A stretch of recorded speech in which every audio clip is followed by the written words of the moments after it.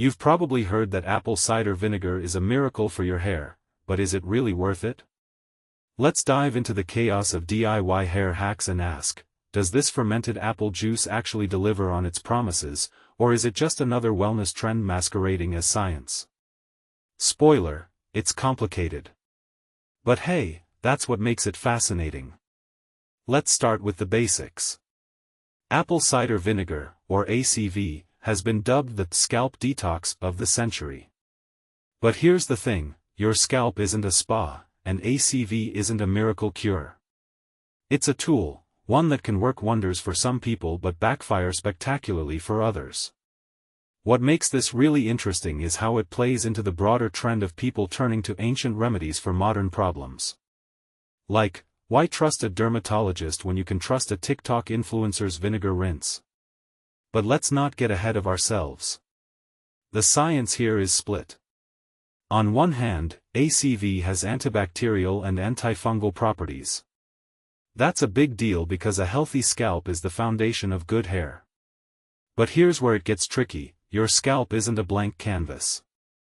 If you've got dry hair, a sensitive scalp, or even a few flakes, ACV might feel like pouring salt into a wound. Personally, I think the key here is understanding your hair's needs. It's not about chasing trends, it's about listening to your scalp. And if you're someone who's always fighting dandruff or frizz, ACV could be your new best friend. But if you're already dealing with dryness, you might want to think twice. Let's talk about pH balance. Your scalp is naturally acidic, and ACV is a low pH solution. That means it can help restore that balance, which is great for people with oily hair or buildup. But here's where I get curious, why do so many people assume that natural equals safe? Just because something is organic doesn't mean it's gentle. ACV is acidic, and if you overdo it, you're essentially using a chemical exfoliant on your scalp. That's not the same as a salon treatment, this is a DIY hack with real consequences. What many people don't realize is that even a small amount of undiluted ACV can cause irritation. It's like using lemon juice on your skin without diluting it. You're not being careful, and your skin pays the price. Now, the DIY aspect. Making your own ACV rinse is easy, but it's also a minefield. 2 tablespoons in a cup of water. Sounds simple, but the ratio can make or break your experience. I've seen people go full vinegar enthusiast and end up with a scalp that's drier than a desert. And honestly, the smell? It's not exactly inviting. But here's the kicker, some people swear by it.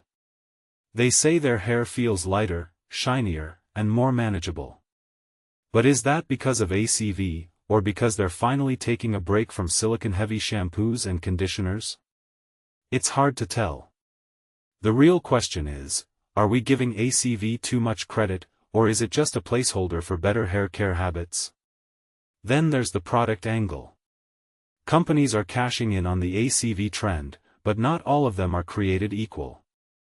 Some shampoos and rinses are formulated with the right concentration, while others are just a marketing gimmick. If you're going to spend money on this, you need to know what you're getting. And let's be honest, most of us aren't going to do the research. We'll just buy the first bottle that says, apple cider vinegar, and hope for the best. That's not smart. This raises a deeper question, why do we trust influencers more than scientists when it comes to hair care?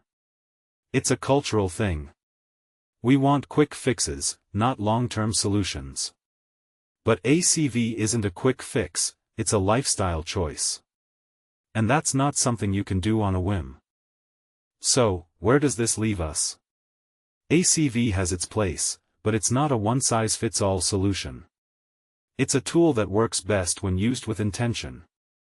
If you're someone with oily hair, frizz, or a stubborn scalp issue, it might be worth trying. But if you're already struggling with dryness or sensitivity, you're better off sticking to a gentle, pH-balanced routine. And remember, your hair is unique. What works for one person might not work for you. The real takeaway here is that there's no magic bullet. ACV is just another option in a sea of possibilities. So, what's your take? Should we be using ACV, or is it just another wellness fad waiting to fade away?